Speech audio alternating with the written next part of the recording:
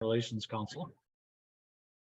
I'm pleased today that we're able to welcome the president of the American Chamber of Commerce in China, who's going to discuss with us the results of their organization's most recent business climate survey.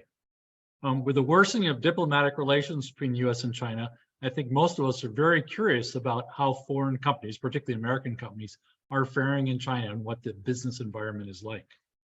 Before we start, though, let me briefly introduce the Washington State China Relations Council, as well as the American Chamber of Commerce in China. My organization, the Council, was founded in 1979 with the purpose to strengthen contacts between Washington State and China. Since its inception, the Council has hosted many distinguished leaders from both China and the United States, as well as receiving delegations from China and leading groups to China.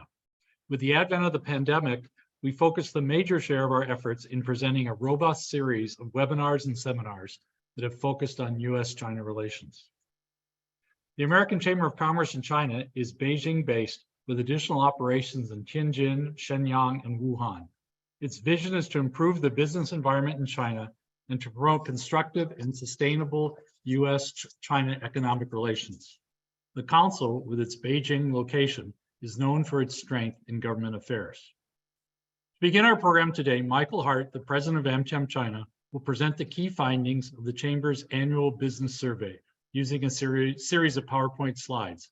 After 20 minutes or so, our moderator, Nelson Dong, will ask a number of specific questions that focus on business relations between our state and China.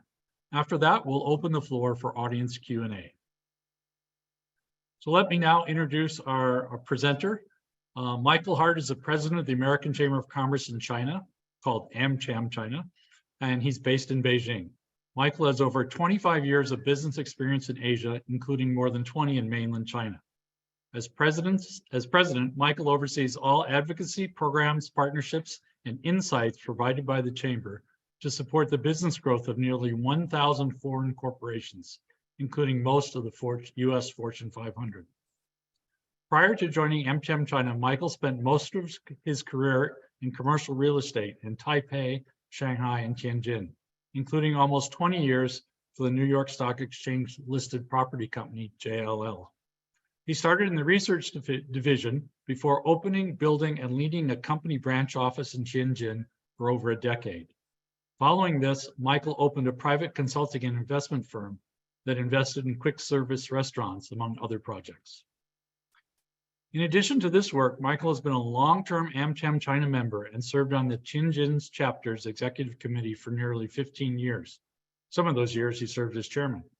He holds a bachelor's degree in business administration from the University of Missouri at Columbia, and he's a fluent speaker of Mandarin Chinese. And we welcome Michael to today's program. Our moderator is going to be Nelson Dong. Most of you are familiar with Nelson, who heads Dorsey & Whitney's national security law practice, as also the co-head of their Asia Pacific practice. He advises companies, professional societies, universities, and research organizations on issues such as export controls, economic sanctions, national security, and international trade and investment matters. He's also an author and teacher on international technology law issues. Nelson was a White House fellow and U.S. Justice Department official in the Carter administration, responsible for international and national security matters. He was also a federal prosecutor in Boston. He has been an export control policy advisor to the U.S. Commerce Department and served over a decade as a director of the National Committee on U.S.-China Relations in New York City.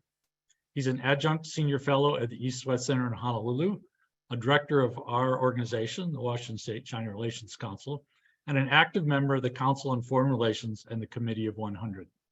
Nelson is a graduate of Stanford University and the Yale Law School, and he has served as a trustee at Stanford. So before we start, a few housekeeping notes. We'd ask that we please keep yourself on mute throughout the program. If you do have questions, please type them into the chat box. We will be monitoring this throughout the program, and we will try to do our best to get your question to Michael, or Nelson in this case. The session is being recorded.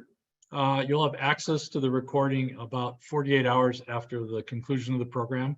To reach the recording, please still go to our website at www.wscrc.org. And now for the main program, Michael, I'll turn the floor over to you. Great, thank you, Nor, and thank you, Nelson and Man, and great to speak to the folks in Washington State, a very important specific state sort of bordering China just across the sea. It is my great pleasure to join you this morning. Okay, and the slides are coming up. Very good. It is interesting. When I started my career in Shanghai, well, not started, but when I was in Shanghai in the research division, I spent plenty of time explaining to people what was going on in China as they came and took a first look at real estate. And after 3 years of most folks not being able to visit China, it seems again we're doing a lot of what's going on in China tours. So a lot of CEOs and leadership teams are coming to China, and just a large number of folks here trying to figure out what's going on. We had our first visitor from a U.S. government official somebody from the Senate was actually in town, not a senator, but somebody from one of the Senate teams was in last week. So it's good the U.S. government's also starting to sniff around from the legislative branch. So we can talk about that probably more in Q&A. If we can go to the first slide, what we did is sort of each year we survey our members. We have 2 main policy documents at AmCham China. One is our white paper, which goes sector by sector. The other one is this business climate survey, which lets us sort of get a pulse of what the people are feeling, what the members are feeling. And so we surveyed just over 300 corporate companies. So just over half of our corporate members, we've got sort of 700 plus corporates and nearly 1,000 total members. And so a little controversial piece here was we did the survey at the end of last year in October, November, just before COVID-0 ended. And so the Chinese government has seen that this survey, frankly, is fairly negative, and they've pushed back and said maybe one of the reasons it's negative is because this was while COVID-0 was still going on. We did another flash survey in February before we released this March 1st, just to make sure that directionally the answers were all sort of correct, and they are. And we'll talk more about that as we come to the specific answers. If we can go to the next slide. When you look at the report, we do a little bit of statistics, but basically half of the companies we talk to are focused on China only. So in China, for China, half of them are also doing export business. And in terms of sectors, it's a fairly broad mix of folks who answer these questions. All right, next. In terms of sort of some high level takeaways, the first one is sort of number one, there's a lot of uncertainty around operating in China. And we'll get into this a little bit later. Everything from, does the government want foreign companies in China? Do foreign employees want to be posted here? Is headquarters listening to U.S. companies who have executives here in China? The other one is, what about China's growth? For years and years, when Nora was here, China every year, 7-8% growth, put it in the bank, take it to the bank. This past couple of years, it's been single digit. And so the question has been, if China grows slowly, do companies really want to invest here? And maybe we can tackle this one. But even a 2 to 3% annual growth rate from China is still pretty significant given how large the economy has grown. And one of the things that comes out all the way through the survey, everything from, do companies want to invest? Do they feel welcome? Or can you get good employees? Comes out in U.S. China relations. And we'll look at a couple areas where this comes through. And about half of our members think that the U.S. China relations will continue to deteriorate during 2023. This is, of course, very concerning. All right, next. And then the next one. So this is really interesting. There's a lot of data here, but if you look on the left-hand side, every year we ask our members, is China your top 1 priority for foreign investment, or is it in the top 3? So that's the top priority or top 3 priority. If you look this past year, they've said 14% and 31%. But there's a couple smaller numbers, the 22% and 38%, because that's what it was the year before. So if you take 22 and 38, so a year ago, 60% of companies said China was their top 1 or top 3 investment destination. This past year, that fell to a combined 45%. So this is one of the most significant takeaways, that less than half of the companies that we surveyed said China was their top 1 or top 3 investment destination. And again, keep in mind, the folks answering this are people who are based in China, whose careers are in China. And if anything, they probably skew to more optimistic. When we ask people why, on the right hand, you'll see just a number of things, sort of pessimism in the domestic market growth, pessimism in profitability, and pessimism in economic recovery. And I don't think we actually have this one slide in here, but we did ask members, is your business profitable? And for the first time in our survey's history, more than half of our companies said they were not making a profit in China. And so as I tell people, you don't come to China to break even, you don't come to China to lose money. There's often sort of derision in the Chinese media to say foreign companies have come here and they're just making money. The truth is, for anybody who's worked in China, you know, making money in China is not easy. And again, you wouldn't come here and go through the whole business of building an infrastructure if you were going to lose money. Next slide. Again, a lot here, but what I would ask you to look at on the right-hand side, there's a series of boxes, the quality of China's investment environment. And what you'll see in 2022, that 45% in black. So 45% of companies said the investment environment is deteriorating. If you look at the bottom, the 87% report that increasing the transparency, predictability, and fairness of the regulatory environment would significantly encourage more investment. So what we tell the Chinese government is two things. Number one, people are a lot less likely to invest here because it's not fair. On the other hand, if China was seen as a fair investment environment, people would be willing to invest more. So it's sort of a carrot and a stick. But right now, that black 45% does represent that folks think that the investment environment is deteriorating. Next slide.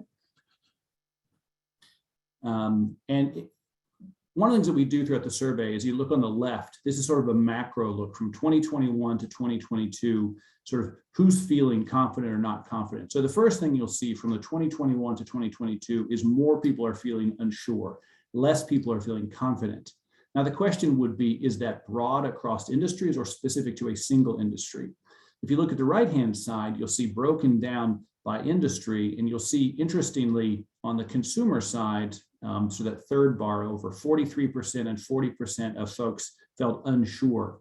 This is really telling because Xi Jinping and the Chinese government have said they want to move China to a consumer society or a services-based economy, and even those two are not wildly optimistic. So this is also a bit of a challenge for the potential move that the leaders of China would like to make.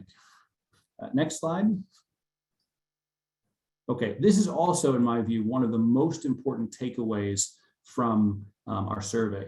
On the one hand, the Chinese government loved this slide because it says the vast majority of people are not planning to leave China. Now, I really don't like this for a couple of reasons, and I'll talk a little bit more about this, but what you'll see is it does say 74% of companies or manufacturers say they are not looking to relocate outside of China. However, at the top, 12% say, yes, we're starting the process, or another 12% say, yes, we've actually started to relocate. And that's up from 7% and 7% the year before. Now, the reason that I don't like this is because I think it gives the Chinese government or anybody reading it a little bit of extra confidence where there shouldn't be any. So one of the things I did early in my career when I was in real estate, I would help people find locations to set up manufacturing facilities. And in China, if you set up a manufacturing facility, you would sign a 20 to 25 year lease contract. And I'm sure it's like manufacturing anywhere. Once you build a plant, if you have 2 or 3 bad years, you don't close it and leave. But what you do when you get to the end of the 20 to 25 year land lease is if you're not making money, then you wouldn't renew that land lease. And so we've seen that in China. So for example, when I was based in Tianjin, there was Samsung cell phones. They got to the end of that cycle and they didn't renew. And then they did move that facility down to Vietnam. And so it's, on the one hand, it's a little bit of a false sense of security in my view to say 74% of people are not leaving. What I would look at is those who are starting to look around, number one, and number two, for the past 3 years, there's been no FDI. So the process of bringing in FDI is also a multiple year process. I would say from 2 to 4 years to sort of find a new market, decide to come, do the research, put in the work. So sort of 2 to 4 years between you decide you like the market and you invest. And so for the past 3 years, we've had no new investment, and that's very troubling. Okay, next slide. Now, this is an interesting one. What we ask people are, what are your top 5 business challenges? And you can go back and look over the past 5 years, what were those top 5 business challenges? What you will see is that rising U.S. China tensions were the number 1 for the past 3 years. If you look in 2021, it was 78% of people said rising U.S. China tensions were number 1. I think what's happened is we've just become sort of acclimated to the fact that U.S. China relations are bad, but it continues to be the number 1. Number 2 was that COVID-19 prevention measures. So that one we can scratch off. That one is gone. one of the things I reminded our members last year was once COVID is over, we will go back to the old problems that we had in China, including inconsistent, unclear laws, rising labor costs, and regulatory compliance. So COVID is hopefully now behind us, and that's great. But again, U.S.-China relations continues to be a massive bugbear, and all of those other things that made China difficult to operate in are still there. All right, next slide. And so one of the ways this plays out is we ask people, is U.S.-China relations important to your business? And overwhelmingly, sort of 80% of folks nearly say it's important or extremely important. And so this comes out in a number of ways. One, when you're trying to recruit staff, do you want to work for an American company? So do they want to work for you, or do their families want them to work for you? Number two, would people buy American products? And we might get into this in the Q&A, but a number of SOEs, so state-owned enterprises, have been told either directly or sort of whispered to them, do not buy American products. And so U.S.-China relations are important. U.S. sells good brands. We have good companies. We want people to work for us, but we don't want to be caught up in this U.S.-China relations. Next. And again, if you look at the left-hand side of this, so we ask, how do you feel about the relationship? And what you'll see there in 2023, 46% of people felt that the U.S.-China bilateral relationship would continue to deteriorate. And so again, you'll see in 2021, when we were right in the beginning of COVID, it was an annoyance, but 45% thought it would improve. And it's really just been, in one sense, downhill since then. So what this does mean is overall trade is impacted. And again, we don't have the HR data here, but it's in the overall report. Most companies report that something like half of their staff would turn down an appointment in China. So 50% of people would not be willing to come to China to work. Even the U.S. Embassy has reported that a huge decrease in the number of people willing to take a China posting. And so this impacts everything from government to private enterprise. Next. One of the other things here when we talk about political pressure. So business doesn't really want to be in the business of politics. We don't want to be stuck between the US and China. But 42% of our companies said they felt pressure to make statements or to not make statements around politics. And I'll give you an example. I was in a meeting with some government agencies, and they said, well, you don't have to say that investing in China is good, or you don't have to say that this is a good business environment, but it would be really helpful if you would. And so that was a very subtle sort of, it would be nice if the American Chamber of Commerce would say that it's good to be here. Even this report, we were asked, could we delay for a month? So we released it March 1st. In the first couple of weeks of March, there was the Liang Hui, or the 2 sessions, and we were encouraged, if you would wait for 1 month to release this report, that would be really helpful. And so, some really covert pressure to make sure that things coming out support the overall message. Next, and actually, while we're here, sorry, the question was sort of who's pressuring you? So sometimes people feel pressure directly from the Chinese government, sometimes from the Chinese media. The truth is the US government and US media also get some points against them here in terms of putting some pressure on companies to make political statements, but those are further down than the Chinese government or the Chinese media themselves. So I've been in interviews where, and I think we'll talk about tariffs later, but I had one reporter who about 5 times in a row said, now the US tariffs are bad for US business, right? And she just kept coming back and back and back at that question. All right, next slide.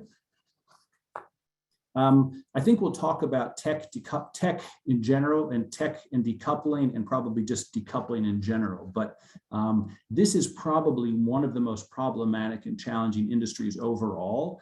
Just one, because the US government has talked about tech in China being a national security issue. Number 2, the Chinese themselves trying to move up the value chain. And so when we talk to companies about, what are the challenges with tech and decoupling, they do cite this U.S.-China overall government to government sort of attempt to sort of out-tech each other. The Chinese were trying to really build a huge semiconductor industry themselves. We'll talk about IP, I think, on the next slide.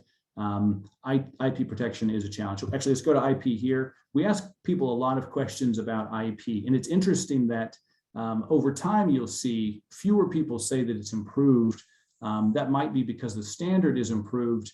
At one stage, I had looked at the data and it sort of seemed like tech was no longer a major issue.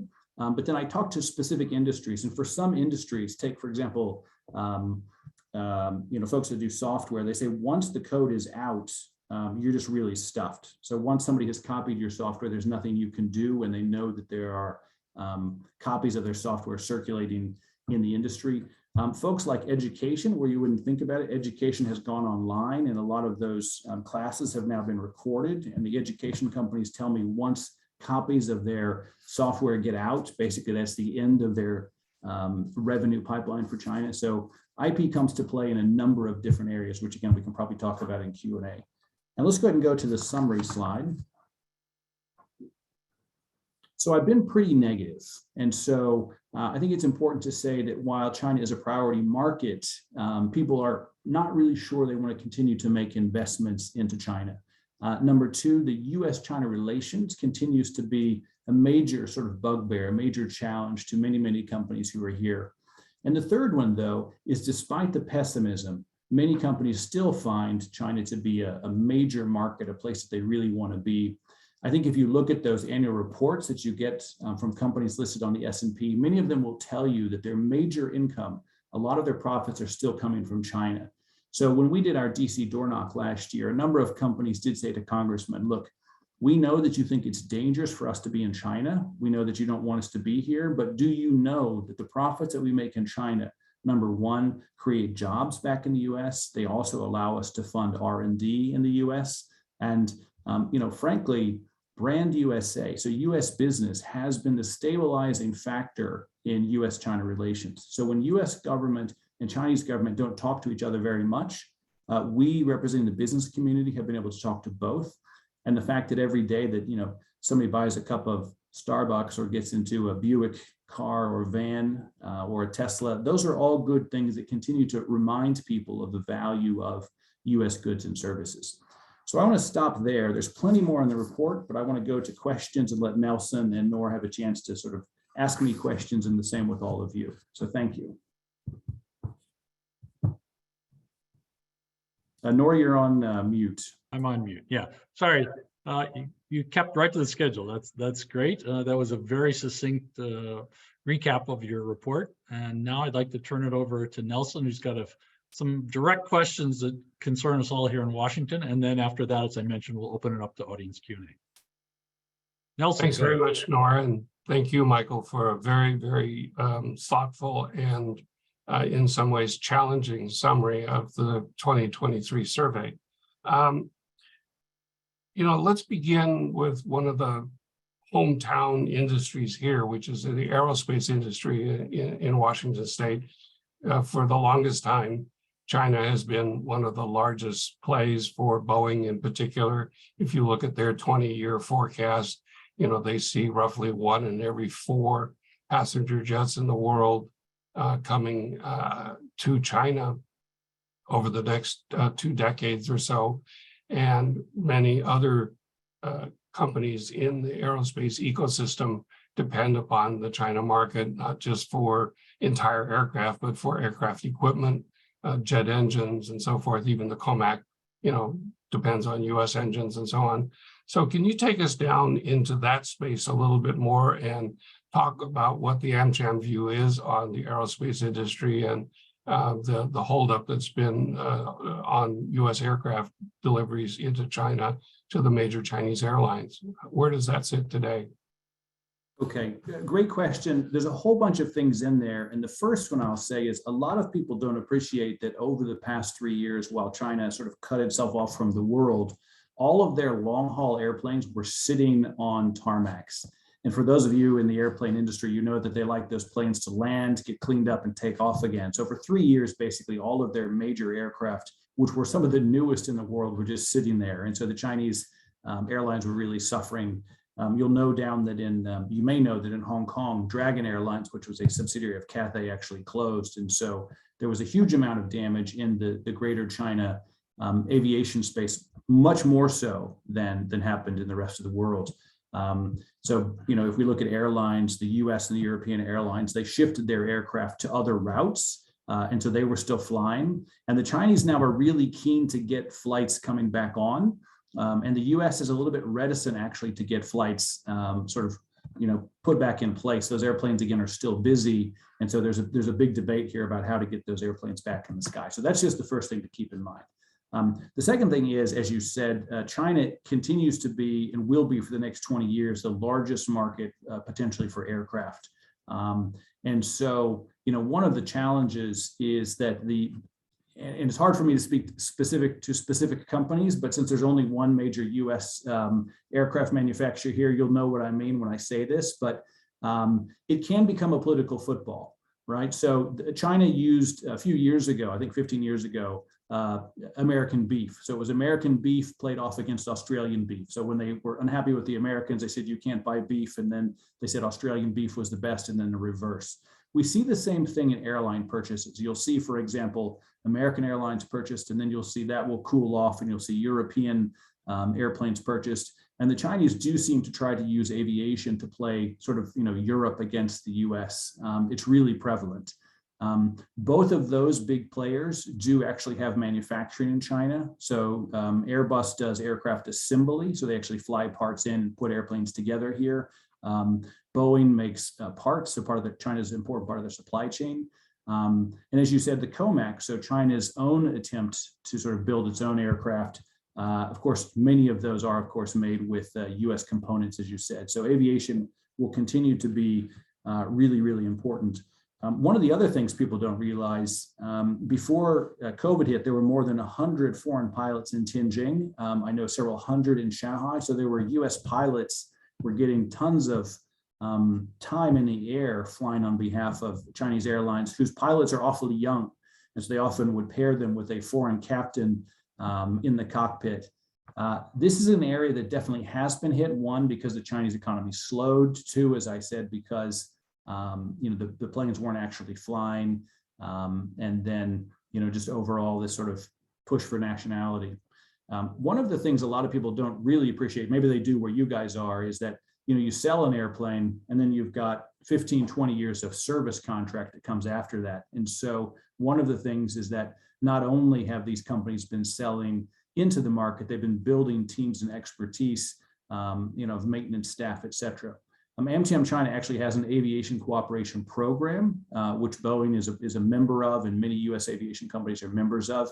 And part of that has actually been to improve China aviation safety, to teach the Chinese how to manage busy airports, and everything in the supply chain and in the production chain and service lines of aviation. So this is one of the things where US companies actually try to come and teach and share and do best practice modeling. I know actually about a week ago, we had a symposium, I think it's in Hangzhou, with 150 people attending, where US aviation companies were helping best practice, partially to pave the way, of course, for more US airplanes to be sold, but just to be a good player in that industry.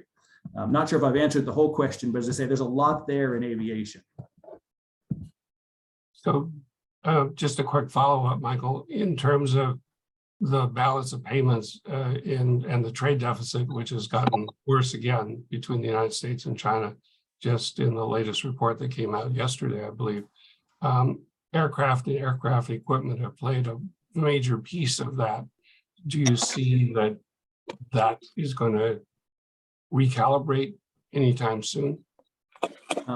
So I do think that our friends at the US airline maker have felt sort of as a political football that they had probably been put on the sidelines. It looks like all the announcements have been that the Chinese have been buying European aircraft. I know that they hope that changes course. As you said, I think those aircraft are the #1 single largest export from the US. So it's super critical.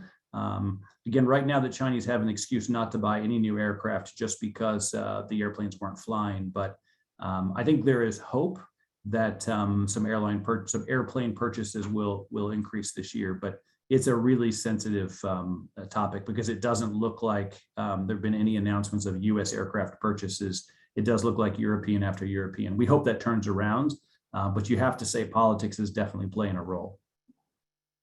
Thanks.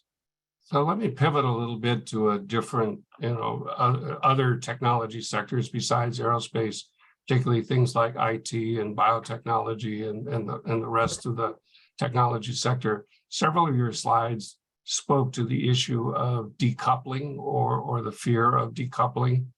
The ecosystem in Washington State has often had many of our major corporations opening R&D centers and other research facilities in China. And in turn, many of the largest Chinese companies have also opened up operations here in the Puget Sound over the last 10 or 15 years. But the climate legally has been changing in both national capitals. We have more export controls coming down almost by the week from Washington. We have new data localization, data privacy laws, and security laws coming out in China. And that's creating, obviously, a great deal of uncertainty for companies that are sort of caught in the middle, dealing with things like the PIPL law on privacy and so on. So where does AmCham see all of this to and fro going? And is that one of the predominant factors driving the concerns about technology decoupling between the two countries? Yeah, so it's, again, a whole bunch in there. The first thing is that, when there are concerns in Washington, D.C. about U.S. China trade, they often focus on national security, which a lot of it does come down to technology. And we'll talk maybe more about R&D in a minute. The first thing that I try to remind folks in Washington, and actually we're headed that way in about 1 month exactly, is that the trade between the U.S. and China is huge. It's very significant for both countries, and it's everything from agriculture to technology. And so the things that DC is concerned about in terms of overall national security for tech is a relatively small part of the overall trade, but a very important part of it. So the first thing that we tell DC is that we need to keep trade going. We need to keep all those farmers employed and manufacturing related companies going. So trade outside of tech is super important. Let's keep that going. Now let's talk about tech. What you've said is correct. There's a couple ways to look at tech, and you mentioned a few of them, but I'll reference back National Security Advisor to the White House, I believe Jake Sullivan, gave a speech last year where he talked about 3 areas. One was around computers, 2 was around biotech, and the third was, I think it was new energy. And so there have been rules come out restricting things around computers and chips. Our great concern is there might be new rules coming out in those other 2 areas about biotech or life sciences and also new energy. So one concern is maybe the restrictions we've seen have just begun. They might go to these other 2 areas. You talked about R&D. So when we talk to U.S. companies here, they say there's a number of areas where R&D in China is critical. So let's take, for example, electric vehicles. They say, the EV space in China is so significant. If you're not in China, you're not in EVs, just because there's so much of the economy around cars is moving towards electric vehicles. So that's one. You talked about R&D. So a number of companies have set up R&D centers here. And what the folks tell me is because of the number of iterations that you can do in China, because the size of the population, et cetera, the bio and life sciences space, you just need to be in China. And again, those innovations can create products and profits that can help U.S. companies. It's interesting, in this last 3 years of lack of trade, a number of the folks that couldn't travel back and forth were actually Chinese employees of U.S. R&D centers set up in China, who normally would have rotated through their U.S. tech centers or the European tech R&D centers, where there would be this exchange of information. And so actually the well-educated Chinese, many of who were educated in the United States, who were working for U.S. R&D centers in China, they've been some of the biggest losers, some of those who've been hurt the most by this lack of people-to-people exchanges. And so now, what about specific rules? Of course, it is very troubling and not very easy to sort of thread the needle about how you eliminate some sorts of tech and not others. We had one of the speakers to an AmCham China event recently who sort of said, if you want to figure out the best way to do tech, we should look at the Taiwanese, because of course the Taiwanese make some of the world's most complicated chips. They're also some of the largest investors in mainland China, and they're some of the best customers for U.S. companies. So they seem to have found a way to balance this out, and we could probably learn from them. But we're very, very concerned about some of the rules coming out And if you think about national security, there was I think it was Micron last week, they started doing investigations. And so the question is this U.S. company being targeted in a tit for tat spat between the U.S. government and Chinese government? But again, I've had a run-on answer there, so sorry, Nelson, if I've taken too much time on that. That's fine. I asked a big swath of questions to you, and I think you responded in kind, and that's great. As my final major question for you, I'd like to turn the clock back a little bit and go back to the subject of tariffs, which you had also mentioned in your slide presentations. You know, if people in the audience will remember, the Trump administration took office and said they were going to use tariffs as a trade tool vis-a-vis China in a way that hadn't been done in a very, very, very long time. And so they invoked Section 232 tariffs, and eventually virtually 100% or close to 99% anyway of goods made in China coming into the US market were subject to these punitive Section 232 tariffs. Not to be outdone, the Chinese government then imposed their own counter tariffs on a very wide swath of US made goods. The idea had been that there would be a phase one agreement that would somehow work out that China would buy more of a certain set of commodities and make certain changes in its IP system and so forth to satisfy the concerns of the US Trade Representative. And then that would open the door to a phase two agreement, which would allow a wind down or a climb down from these tariffs. Today, there's really no conversation going on about a phase two. And it seems that these tariffs on both sides have become sort of locked in and almost a given in the trade relationship. Where does the AmCham perspective come on that? And what will happen to the trade relationship if these tariffs go even further? Because now there's a proposal in Congress to suspend China's PNTR, permanent normal trade relations status, and return us back to where we were in 2000 with China before the WTO accession. So where does that all go in this long business relationship that's so large and complex for both economies? Yeah, so again, a lot in there. The first one is, in general, AmCham China is not supportive of tariffs. So in general, we're supportive of the freest amount of trade that we can have. So that's the standby sort of answer. You know, we definitely have seen companies hurt by these tariffs, and it's awfully hard to sort of pick, you know, company for company who's suffering the most or where they're suffering. It's interesting for a number of industries that have items that, of course, cross the Pacific a couple times in different parts of their manufacture and components being put together, where, you know, people can be hit going different directions by the different tariffs. And I'll just say the tariffs have been very disruptive. Now, one thing back on phase one, it was interesting initially when China and the US agreed this phase one, where the Chinese were supposed to buy more. We definitely had companies who were being contacted by Chinese partners saying, is there anything else we can buy? Do you have anything else we can purchase? Any equipment, anything else we can buy?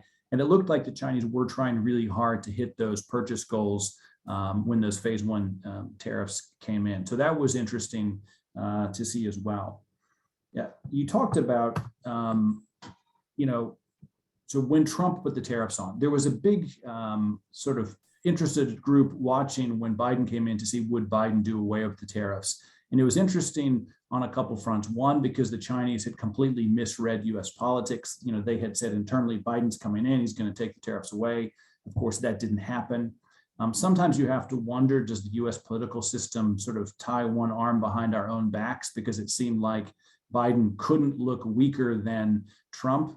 Then we started to have the conversation, well, Biden has kept the Trump tariffs on longer than Trump himself did as they continued to expand. And so, you know, we talk about folks in Washington, we used to say there were sort of pro-China folks and there were China hawks. And now it seems there's China hawks and China super hawks, and everybody's trying to sort of anti-China each other. And so I do think the direction is very worrying. again, because the trade relationship is so important. And, when we released this report, some reporters asked me, you say that U.S.-China relations in the eyes of U.S. companies in China are about as low as they've been, but yet last year, U.S.-China had a record trade.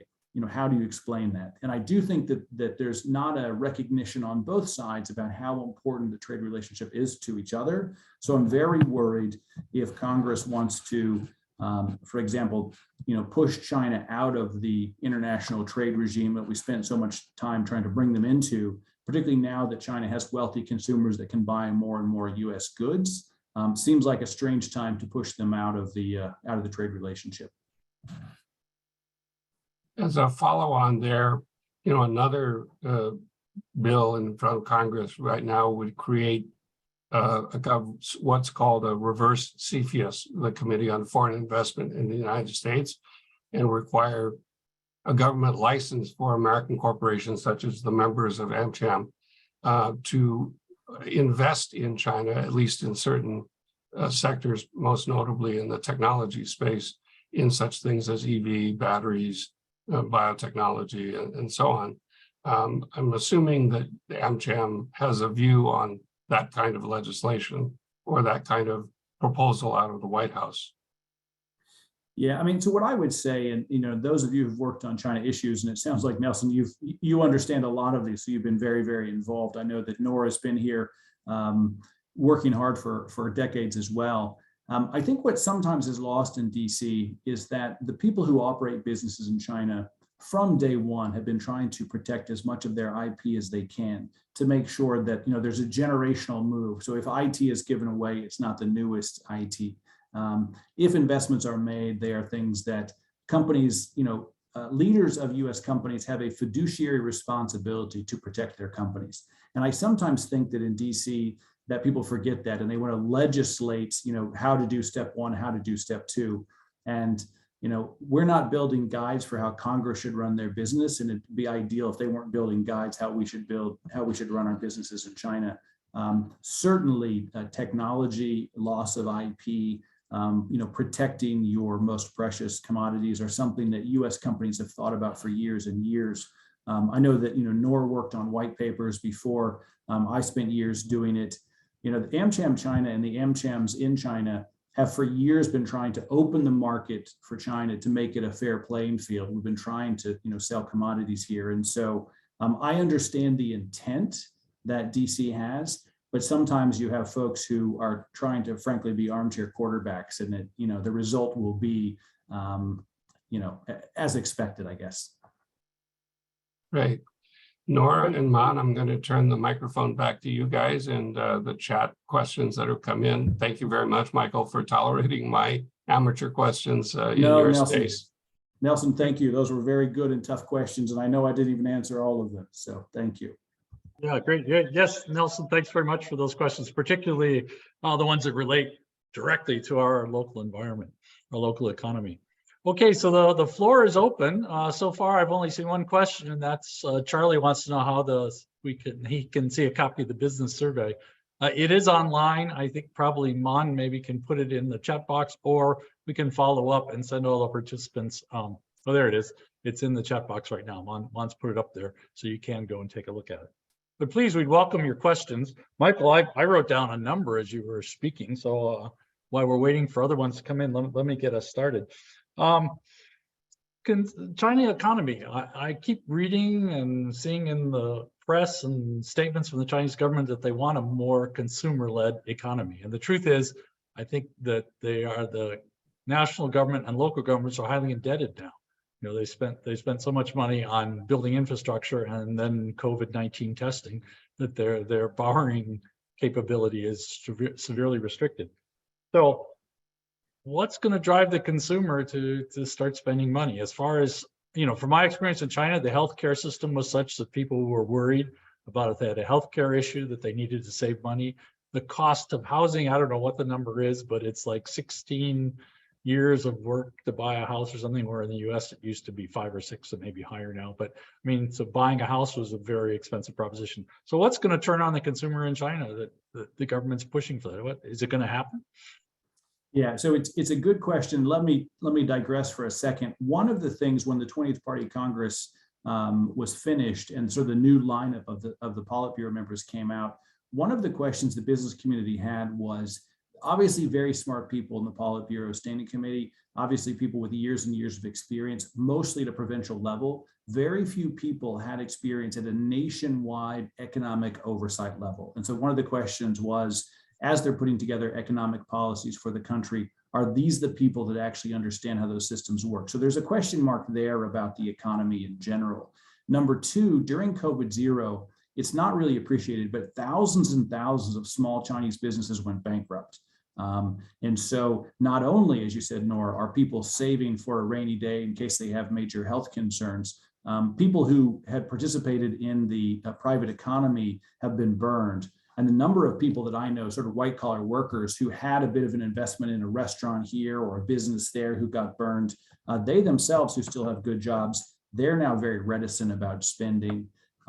So one of the things we were watching in January when the economy opened, there was a lot of spending. There was a question of, is this revenge spending? How long will it take place? But I've heard a lot of white collar professionals in China say the plan now is to make as much money as you can, save it, and then leave. And so that's very, very troubling. There is one slide in our report. So you saw the 5 years in a row were the top 5 concerns. There was also one for HR. So if you go into the report and we ask what were the concerns, interestingly, sector by sector in the services sector, which I think this is a combination of challenges, the services sector said they could not find enough workers.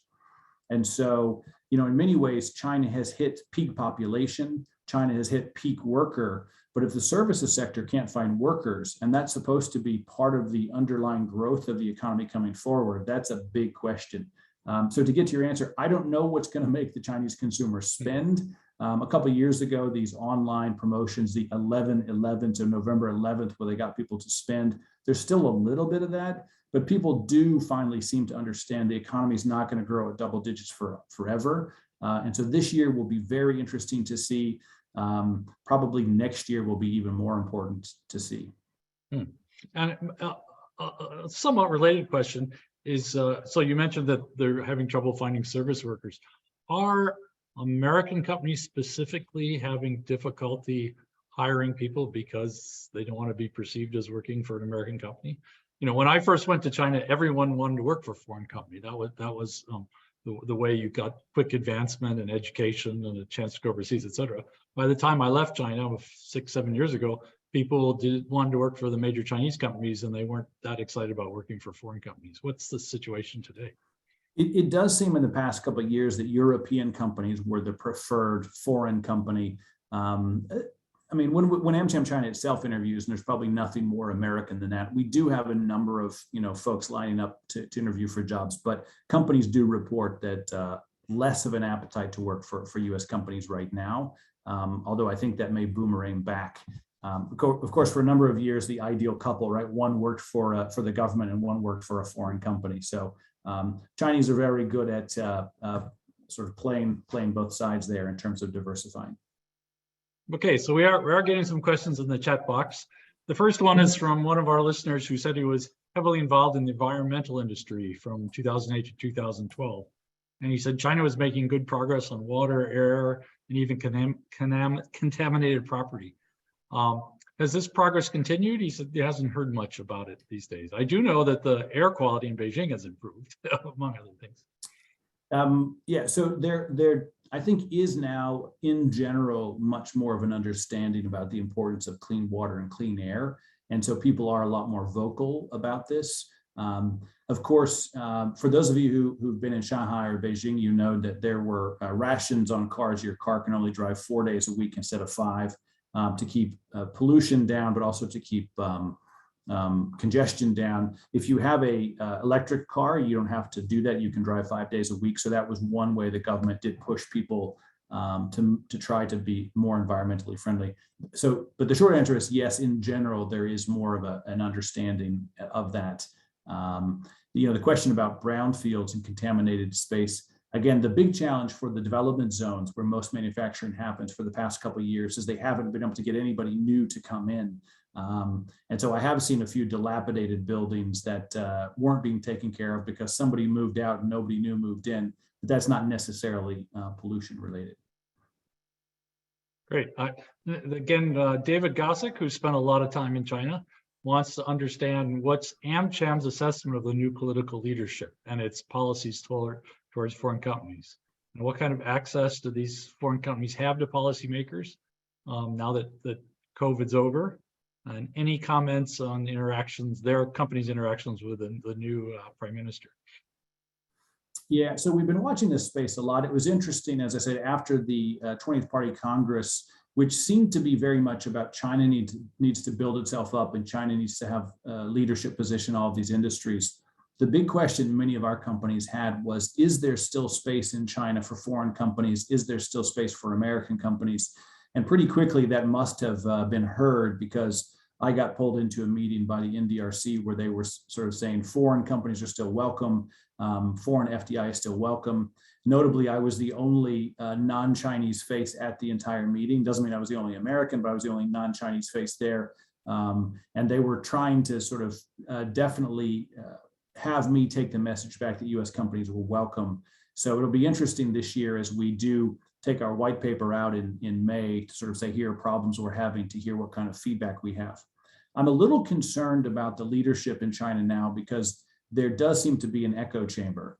We do wonder, is there anybody around a leader who's actually able to give him straight feedback? I've been told by some people, don't worry, he understands everything. But as we were trying to unwind COVID-0, there seemed to be a real lack of understanding that companies were having a hard time getting visas and flights. And so slowly over time, that's been unwound a little bit. But so a question about Premier Li Qiang. He gets good marks himself because he was in Shanghai, which is where you get a lot of good interaction between the foreign business community and Chinese leadership. But the question is one man on that stage of 7 enough to really value foreign investment? Actually, there was after the 2 sessions in early March, there was a session last week I went to where the message was the same.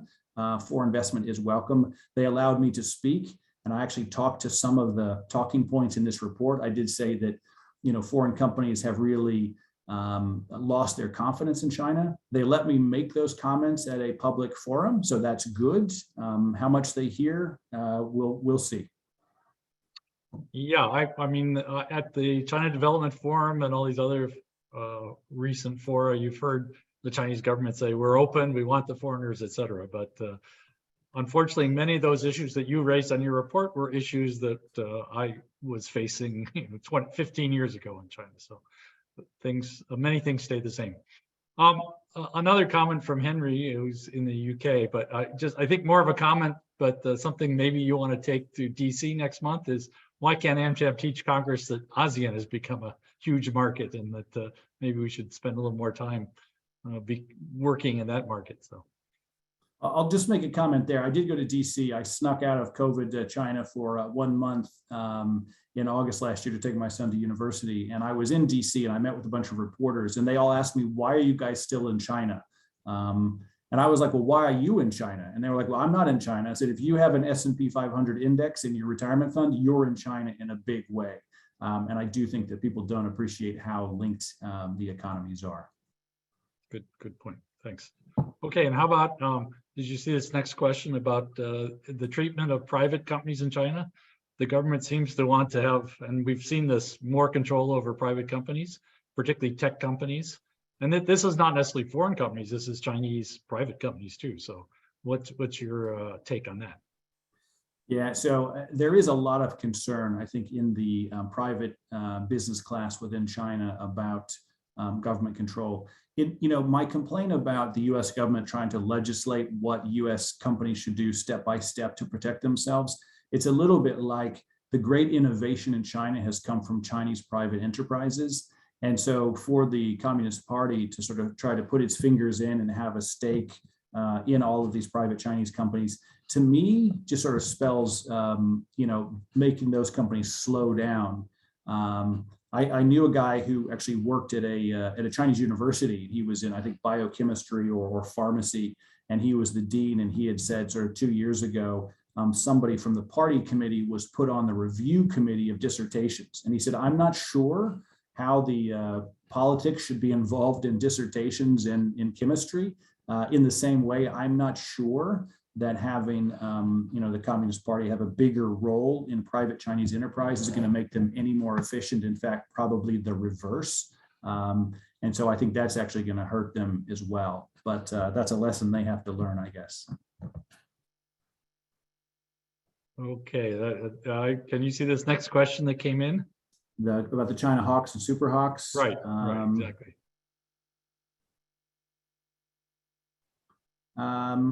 So there's a number of things here about sort of who's worse. That if I understand the question correctly, who's more hawkish? Who's more hawkish?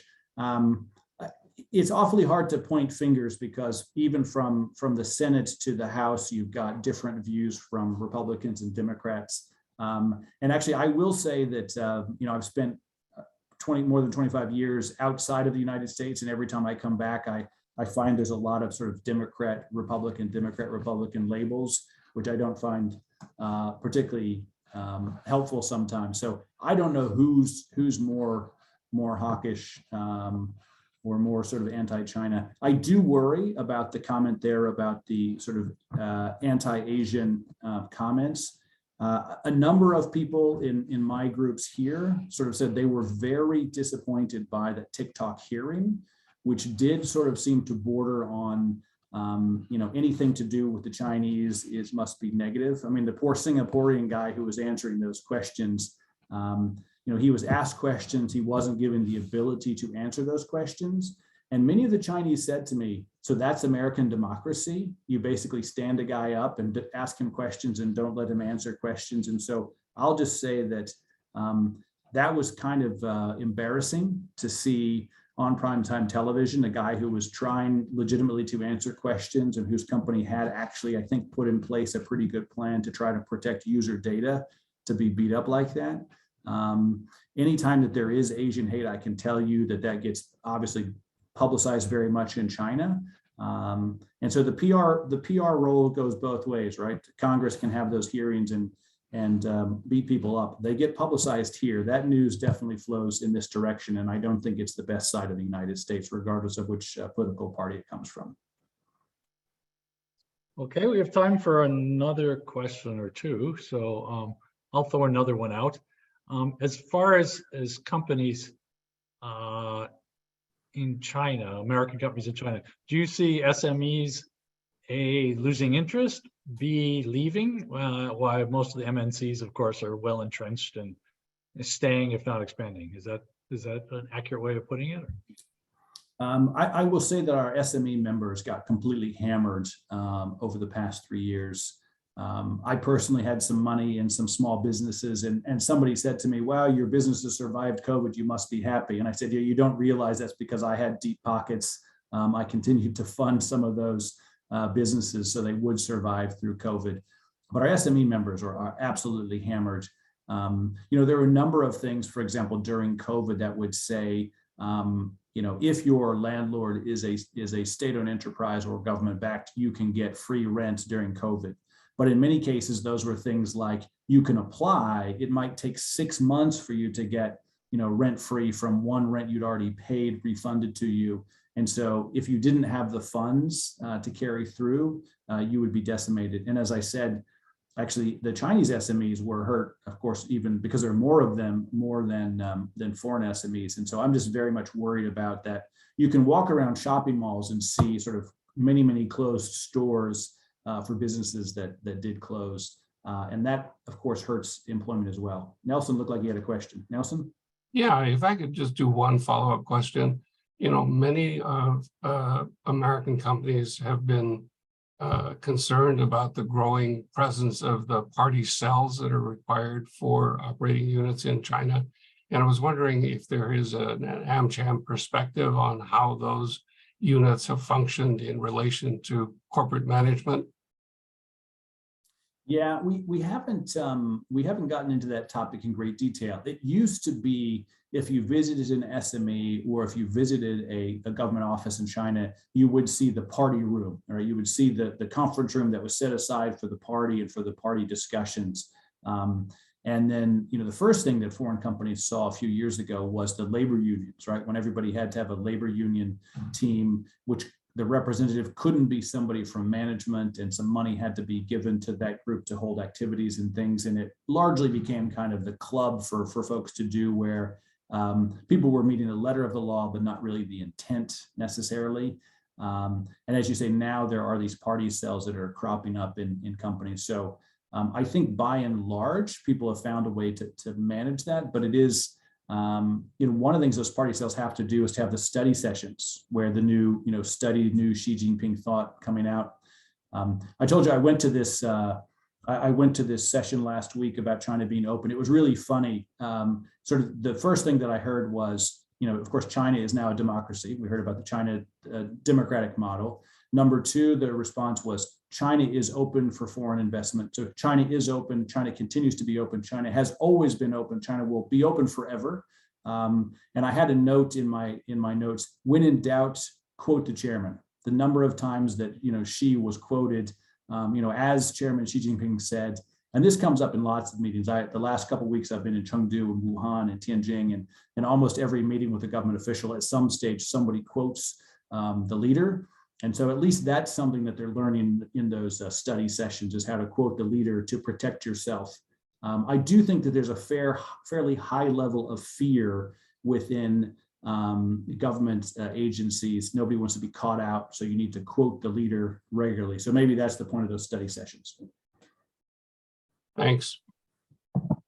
Okay, well, time to wrap up. I guess we'll go with the final question from Barbara about, and this is pretty broad, so Michael, see if you can have a crack at it. What impact have U.S. sanctions had on Chinese companies? What's the reaction? What's happened to these companies? Yeah, I mean, I think the sanctions, it's really hard to say how they've impacted sort of U.S. companies versus Chinese companies. I've seen feedback from both, excuse me, both companies saying that they've been impacted by trade.